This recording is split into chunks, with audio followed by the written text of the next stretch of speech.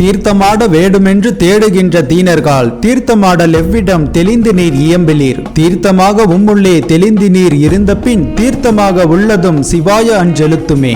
தீர்த்தம் என்ற சொல் புனித நீர்நிலைகளை குறிக்கும். ஆனால் சித்தர்கள் பொருள் சார்ந்து காணும்போது இவ்வுலகுக்கும் எல்லையற்ற பரந்த நிலைக்கும் இடைப்பட்டதை தீர்த்தம் என்று குறிப்பிடுகின்றனர். தீர்த்தங்களில் மூழ்கி நீராடினால் அநேகவித பாவங்கள் அகன்றுவிடும் என்று தேடி ஓடி தீர்த்தமாடும் எங்குள மக்களே, எந்த தீர்த்தத்தில் நீராடிய பின்னர் உங்கள் பாவங்கள் அகன்றது என்பதையும் தெளிவாக சொல்ல வேண்டும் என்கிறார் சித்தர்.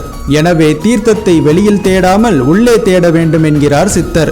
இப்பாடலில் தீர்த்தம் என்பது நமசிவாய என்கிற 5 எழுத்து மந்திரத்தை குறிக்கிறது.